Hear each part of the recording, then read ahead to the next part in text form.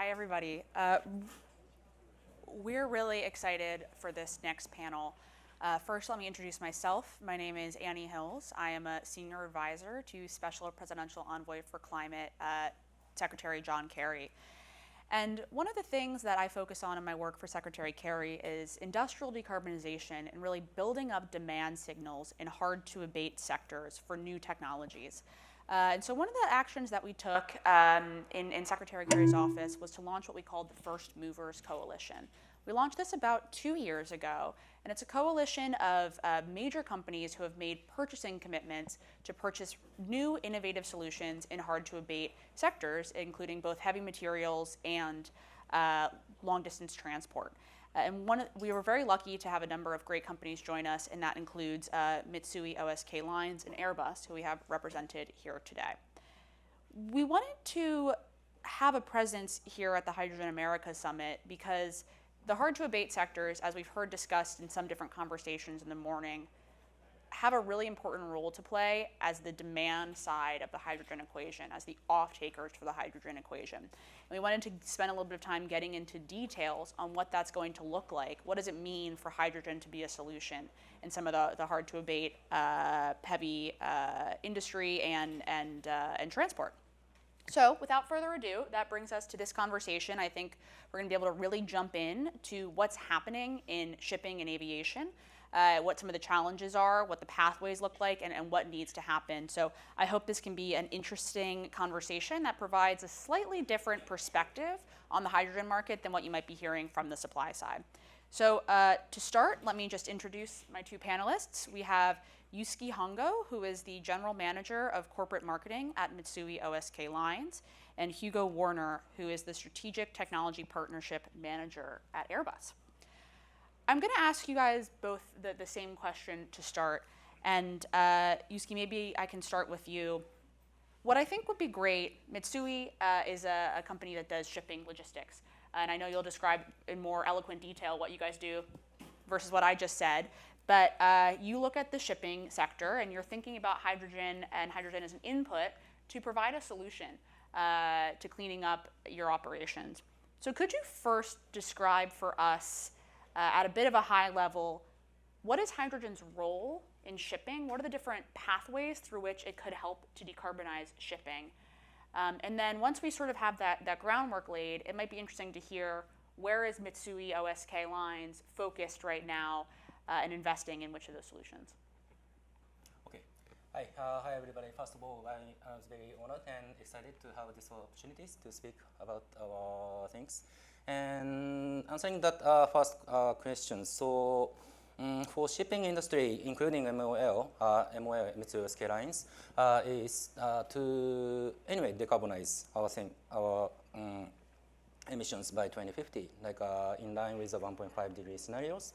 And in order to do that, the hydrogen is, of course, the one big solutions, but not necessarily be a single one. And but hydrogen itself will be a very key, have a key role to directly use or like to use as a different form, like ammonia or e-fuels that is made by green hydrogens. So all of all, including all the solutions, we need to verify and to investigate and then to apply the one of or some of them for our decarbonizing solutions. So that's what we are thinking about. And for shipping industry, the very difficult point is like shipping, we need to sail so long distance without refueling. So that's why electricity or just a simple use of small scale fuel is not difficult, not easy. So that's why still liquid fuel, mainly heavy fuel oils, is still used as a majorities. And then the decarbonization is so much difficult. That's why we are sitting here as a hard-to-abate sectors. And what we, MOL, is thinking about for future is to decarbonize ourselves, and we have some pathways. Like by 2030s, we will introduce zero emission fuel by at least 5% of our total fleet total fleet, we have 800 vessels ocean-going. That is not only for the dry bulk or tanker or gas carriers, so many various type of ships we operate, and every ship is sailing differently in a very different type of trading route. So it's very difficult to just decide one single bunkering port. So we have to fuel our vessels all over the world. So that's a very difficult things for the shipping sectors. And that's why we try to not to select single solution at this moment. So then what we are doing for introducing the zero emission fuel is one of the things is clean ammonia for now. And that's why we just invested the clean hydrogen works in Louisiana. That is a upstream plant for the productions. And the purpose is, one is to secure our ammonias, our clean ammonias for shipping sectors, and also participate in the supply chain for not only for the productions, but like to transport that ammonia to the designated place for bunkering. So those supply chain is very much key for the shipping industry. Thank you. Great, Hongo. Thank you for giving us that baseline on the way that hydrogen interacts with the shipping industry. Hugo, I'm going to pass the same question over to you. Can you lay out for us what is the role of hydrogen in aviation? What are the different sort of major pathways for decarbonizing aviation, and how does hydrogen tie into those? Yeah, sure. Thank you, Annie. First of all, terrific job this morning moderating those two fireside chats. Yeah, so there are different endpoints of hydrogen in aviation. 3 years ago, Airbus unveiled 3 major new different aircraft configurations that we're working on for an entry into service in 2035. A turbofan concept, a turboprop concept, and a blended wing body, all being hydrogen powered.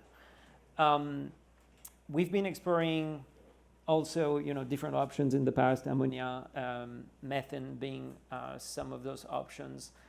And after careful consideration of the overall life cycle analysis, taking into consideration the upstream, midstream, downstream part of the value chain, we've been, reaching the conclusion that hydrogen as a new energy carrier would make sense for the aircraft of tomorrow. The overall objective for us is to enable a carbon neutral aviation industry. A couple of years ago, most of our customers, the airlines, got together and pledged for a net zero future by 2050, really pushing forward the agenda that we had been kind of secretly working on. So we had to double down on our technology roadmap and on the overall ecosystem engagement to make sure that aviation is a credible end user of hydrogen. So in terms of energy pathways that we are considering at the moment to get as close as possible to a climate neutral airplane, carbon neutral is one thing, but climate neutral is another. Right now, what do we have? We have biomass-based fuels, sustainable aviation fuels being a readily available option, even though the supply is going to be a challenge in the years to come. The ultimate pathway that we think makes the most sense in order to really reach our net zero goals is to use hydrogen in its pure form, the molecule of hydrogen, and burn it into modified gas turbine engines. In combination with fuel cells as well. In between those two pathways, you can consider things like pour to liquid, what we call e-fuel, so the combination of direct air carbon capture with hydrogen that may have been produced hopefully in a renewable way, right? So basically to answer your question in a nutshell, you have hydrogen as a feedstock for SAF. That's currently the energy carrier of choice for the industry, notably for long-range type of aircraft. And you have hydrogen as a molecule for a direct combustion type of process for the 1,000 nautical mile, 2,000 nautical mile type of aircraft of tomorrow. Thank you. Really, really helpful. And I actually personally was surprised to hear that you all are thinking of the pathway really as heavily invested on hydrogen as a direct fuel in those turbines. So really interesting. Thank you for sharing that. I may ask you now, as you're starting to look at making this transition towards these hydrogen empowered solutions, what are some of the biggest challenges that you're facing as an off-taker? There are a couple. I think on the technology side of things, really, what we're trying to do isn't really new. So it's less of a technical challenge. It's more of a regulatory challenge, I think. We need to build a new infrastructure in order to have airports adopt liquid hydrogen, because we're considering liquid really as a fuel of choice. So how do you make airport authorities understand that they may need to consider allocating part of their premises to store hydrogen, maybe to implement a new liquefaction plant facility, right? If the hydrogen is arriving by gaseous pipelines or something like that. So building that understanding in the ecosystem is where a lot of our efforts are going these days. Here in the US, for example, we're really doubling down on what we're calling those hydrogen at airport hubs concepts and models, where we usually try to partner with an airport authority, a local energy provider, and one of our customers, an airline. And the idea is really to consider the different adoption scenarios in order to enable decarbonization of aircraft operations, but also decarbonization of ground operations. That's going to be essential, right? You want to include the overall aviation industry into the decarbonization targets, and so the airport operations, you can think of buses, tow trucks. Those will need those will be the first adopters of hydrogen at airports, right? So that's a challenge, but I think this is a conference being co-hosted by the Department of Energy, and we need to recognize that the DOE here in the US has been pushing the envelope for medium duty and heavy duty transport.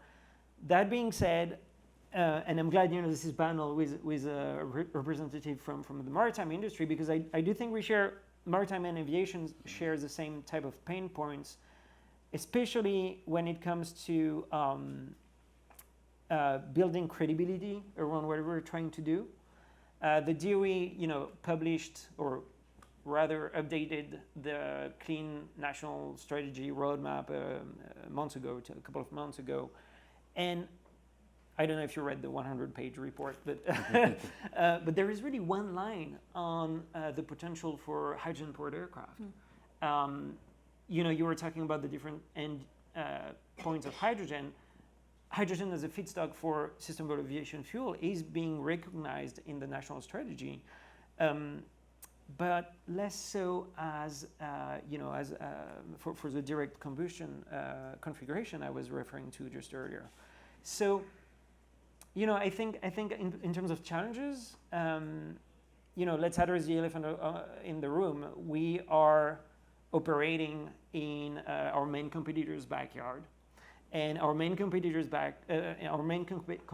isn't quite committed to the hydrogen roadmap that we're pursuing, and we think it's going to take a village. We need the entire aviation industry, and we're really being impressed by some of the progress being made by early stage companies in that space. We're supporting them, by the way.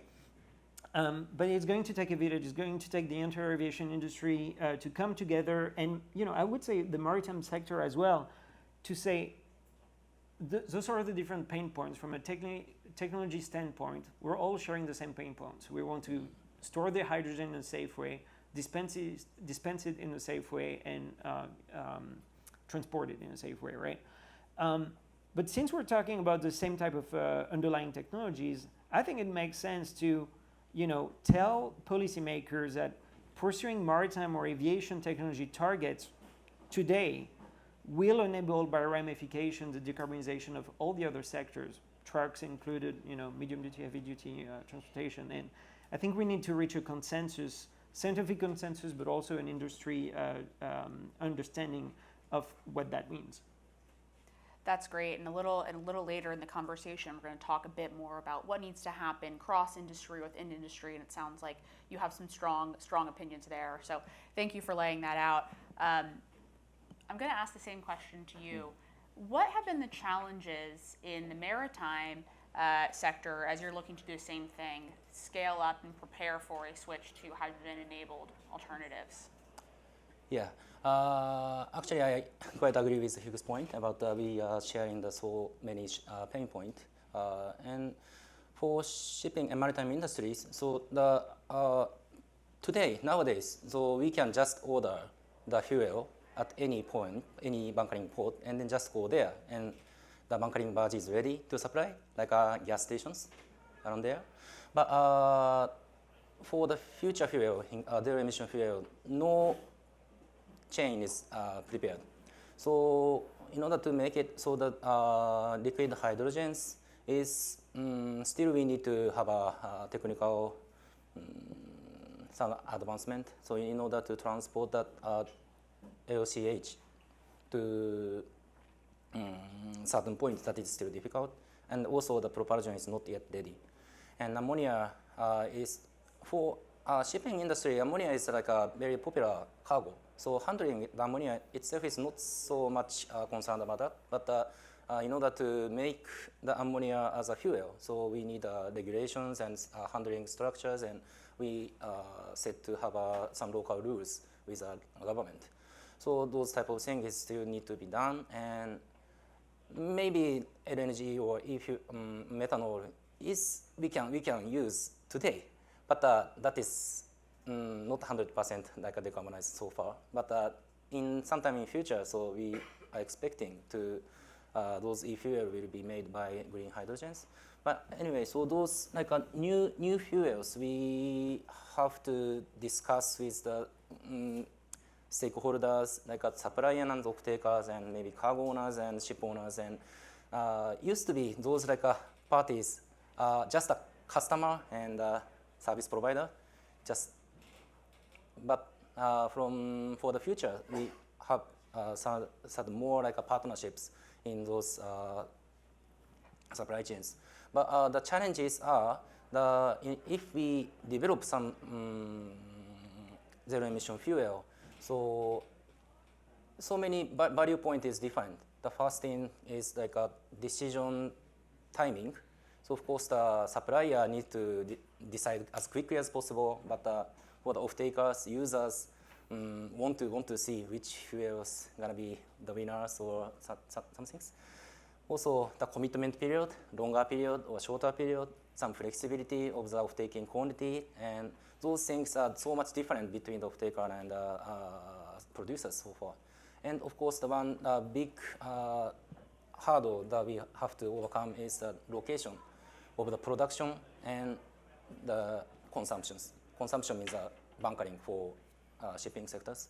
So even the green hydrogen can be produced in US, so we cannot directly use that hydrogen as a shipping fuel.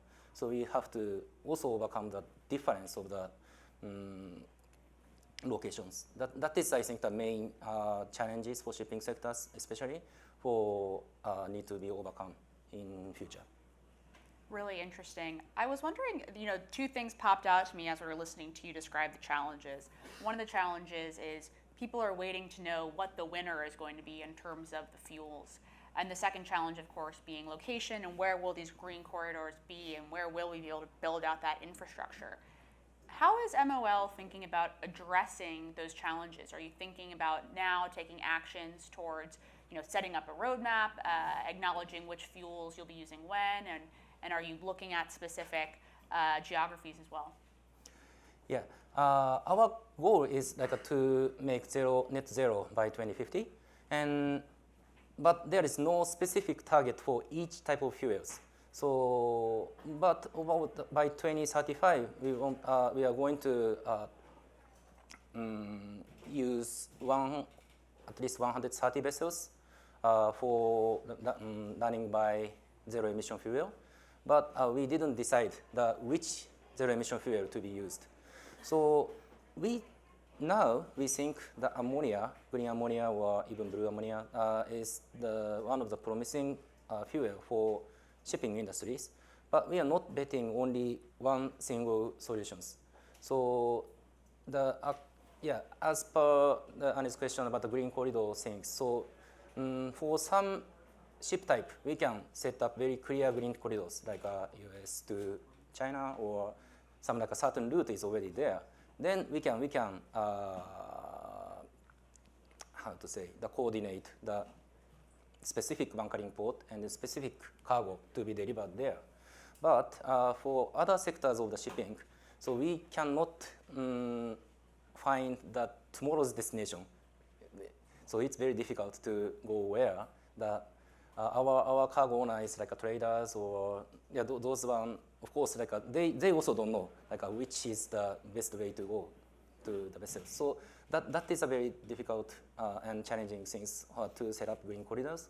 So for some vessels that can fit like a green corridor concept, maybe we can decide like a green methanol or those type of things will be one of the promising candidate.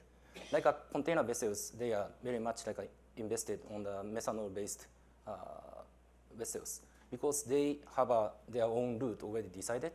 So that's different from each type of ship type. Yeah. Great. So we've heard a little bit about, what are the hydrogen-enabled solutions? What are some of the major challenges? Where I want to go next, and Hugo, you started alluding to this in your previous answer, but what do you think we need to see to solve some of these challenges? And I'm going to throw out a couple archetypes and answer with whichever are the most interesting, either within your own industry, cross industry, or as well sort of collaboration and solutioning with the hydrogen suppliers who are in the room and at this summit here today. Right. Well, within the industry, I think I kind of alluded to that, but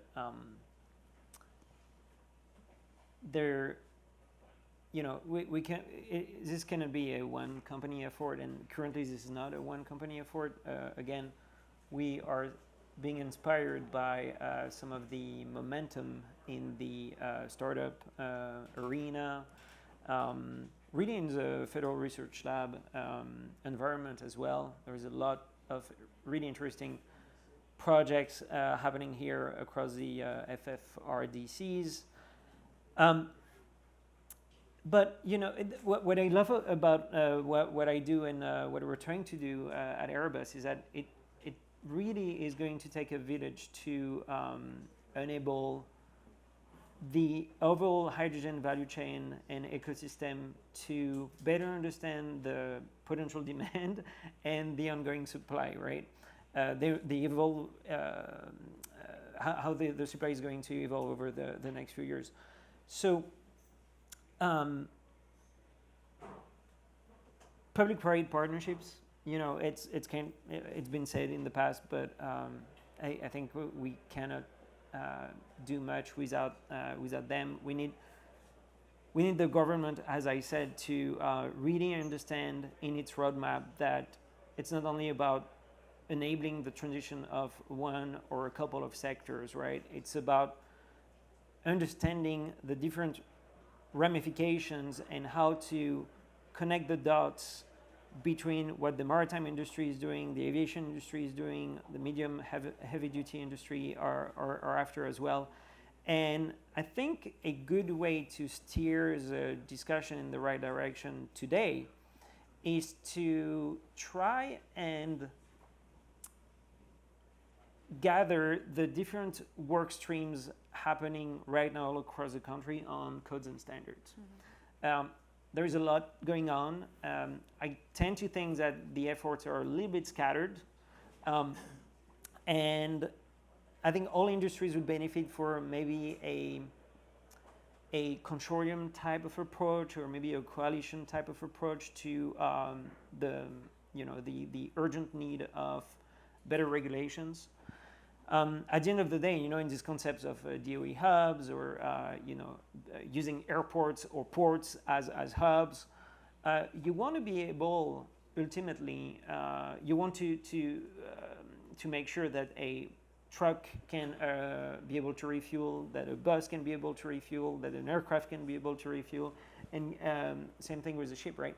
So you have all those different organizations, the ISO, all the standard bodies that are tackling the problem in similar ways, but I would say in different phases, and are approaching it in different ways.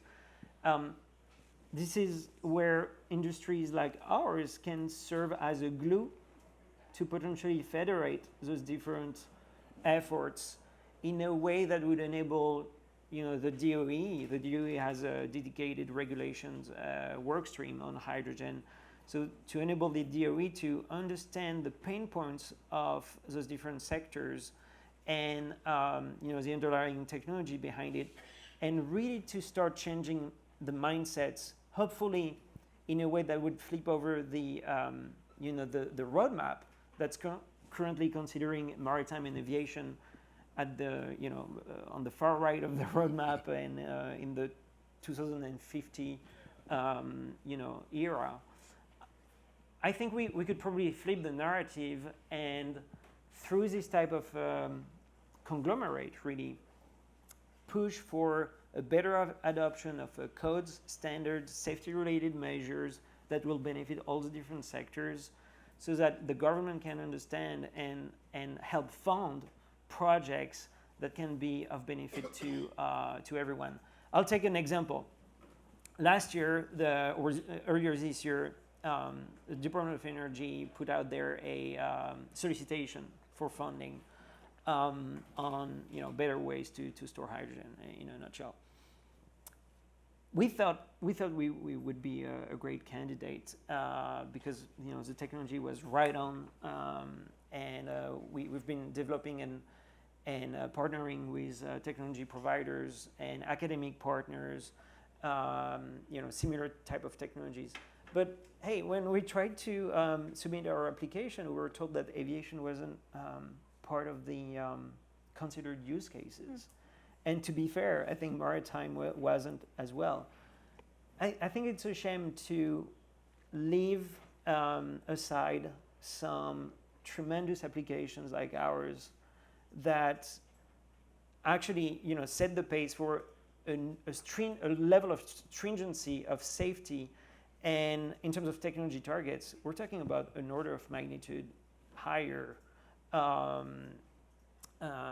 for the aviation use case than what's being targeted in other industries. So understanding that we can reverse the funding mechanisms as well will go a long way, I think.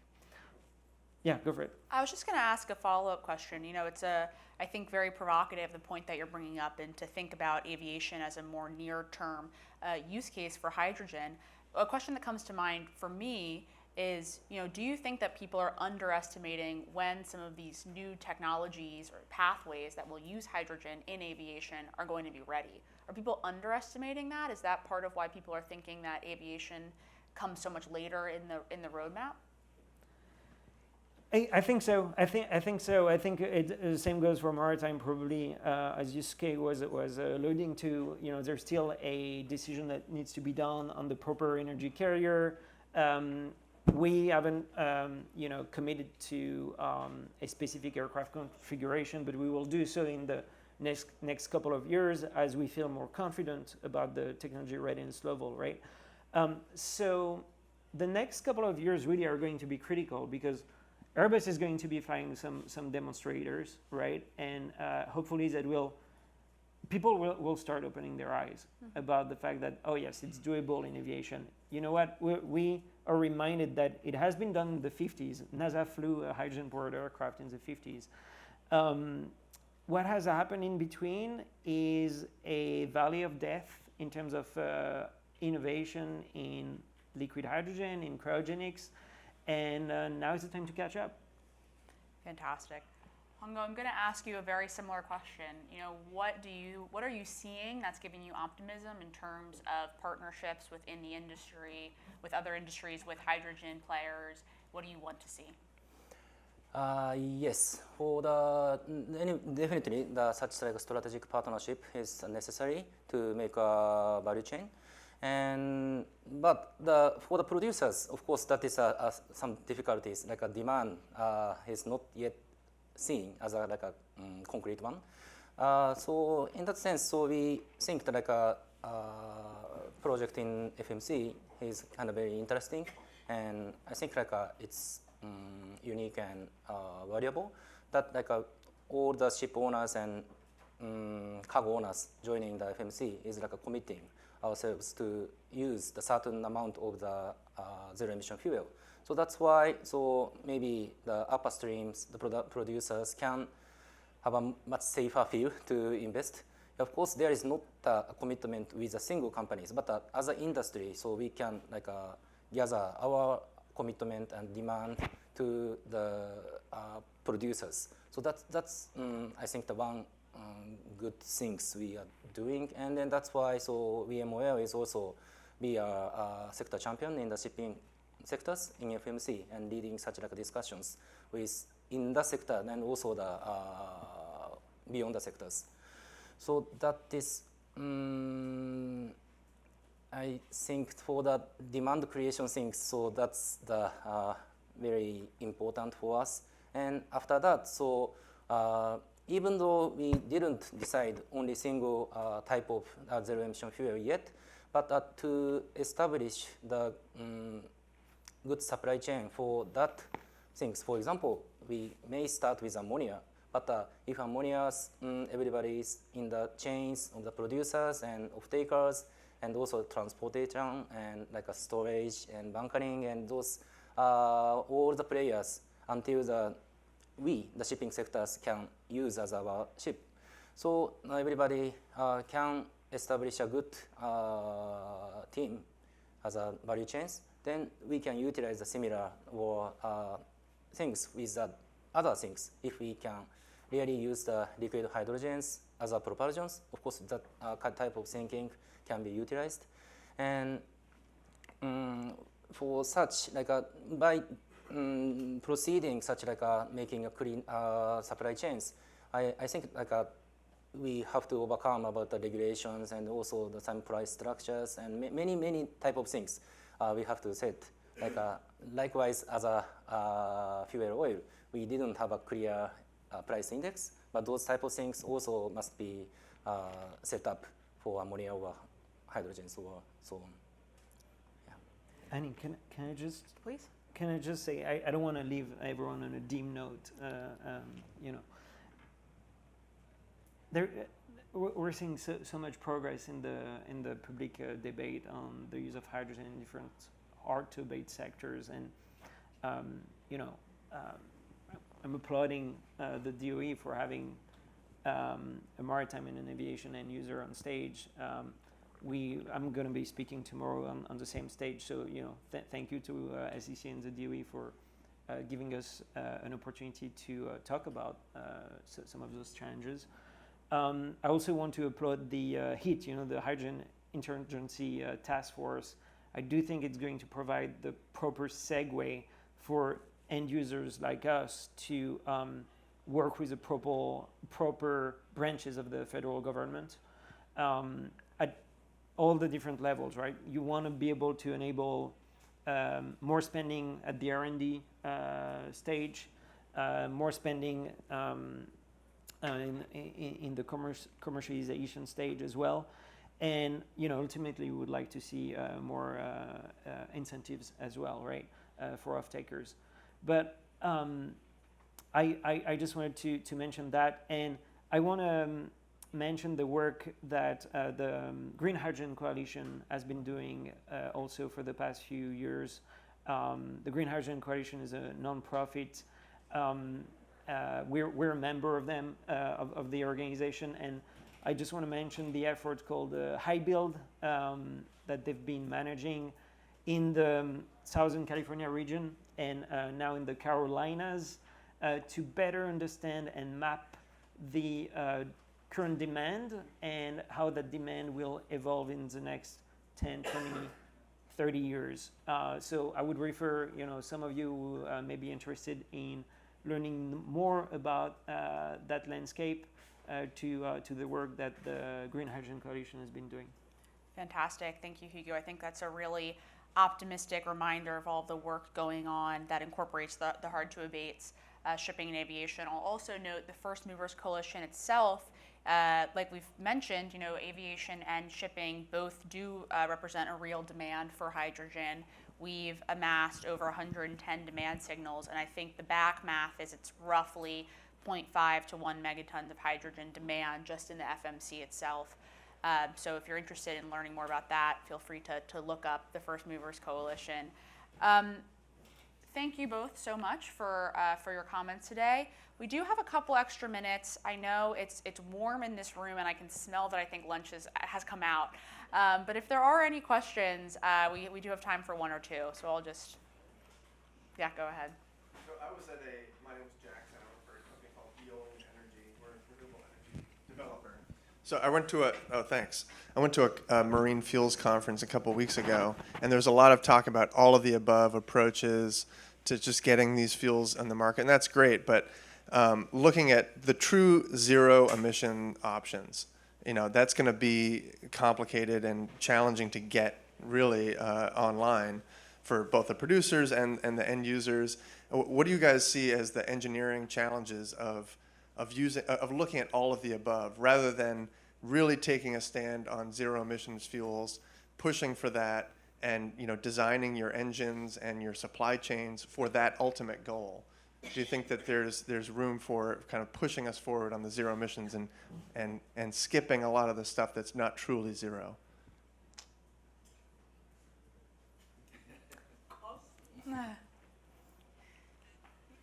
I'm happy to take it. I think those hard-to-abate sectors all share the fact that there are transition type of technologies that will need to be invested in. As far as we're concerned, we're seeing biomass-based fuel as being the proper energy carrier that's really available in order to decarbonize our operations. But we're, again, as mentioned, we're taking the overall life cycle assessment into consideration. And there's a difference between what's available right now and what we think will be available in the future. And of course, we're paying attention to the evolution of prices in terms of of hydrogen. We're very inspired by the evolution of prices in the renewable energy space, which is one of the reasons why we're betting on green hydrogen on the long term, right? But you need to be able to sustain the demand for the years to come. So really, as far as we're concerned, there is a push to reach net zero, absolutely, but there is also a recognition that our customers, so everyone in this room, people who fly planes, in the next few years will be the ones demanding to fly on carbon neutral type of vessels, right? Would it be in the air or hopefully on the ocean?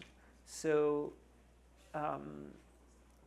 it's market demand plus what's available from a technology standpoint, what can be done from a regulatory standpoint.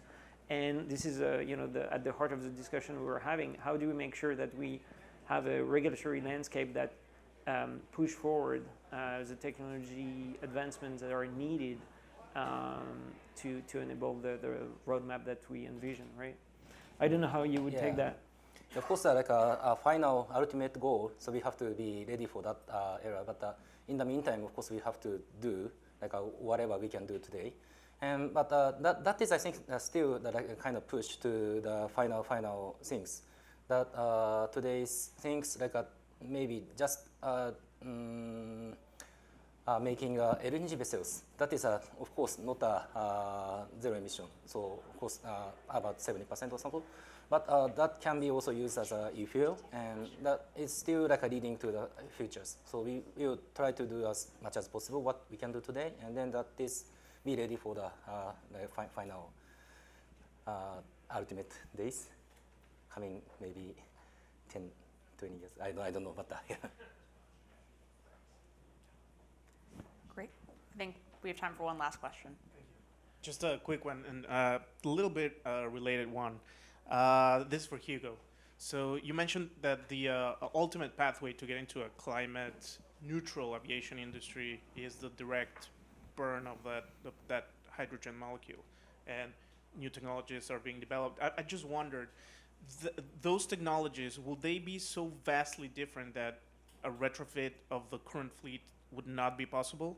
Would those be only for new aircraft? And if so, I wonder, given that these are multi-decade assets, by 2050, what percentage of Airbus's fleet would be, directly burning hydrogen versus an alternative? Are there specific goals at this point? So, I mean, we're talking about radically different aircraft configurations. So I didn't mention this, but right now we're looking at different configuration for the storage of hydrogen. We think storing the hydrogen at the rear of the aircraft in what we call a caudal position will make sense. In a couple of years, we'll be flying a A380. So this is going to be our first direct hydrogen combustion demonstrator. And the A380 will host some hydrogen tanks in the back with a modified gas turbine engine. You could, so storing the hydrogen, storing the, right now the jet fuel is stored in the wings, right? So this is going to be, this is going to be different. You could, in terms of engines, you could you could burn theoretically liquid hydrogen in unmodified gas turbines, but this wouldn't be efficient, So we're working in partnerships with all the engine OEMs, all the motorists, in order to come up with a better design. Those are going to be gas turbine engines, hybrid ones, so being also supported by electrical power provided by fuel cells. So you can imagine that, yes, we're still looking at what we call a tube and wing traditional type of aircraft. It will look very similar, although we're also looking at interesting design like the blended wing body, right? And we're not the only ones looking at this, because it makes more sense in terms of optimizing for the volume and the number of passengers. I didn't mention this, but we're looking at up to 200 passenger type of aircraft configurations, and it wouldn't solve the entire fleet needs. 2,000 nautical miles is good for transcontinental type of aircraft, so within the US or within Europe. And we do think that SAF or port-to-liquid solutions will still be needed for longer type of range. Great. Well, with that, I think that was our last question. Hugo, Hongo, thank you again so much for the time. Thanks, everyone, for joining us. Thank you, Annie. Thank you.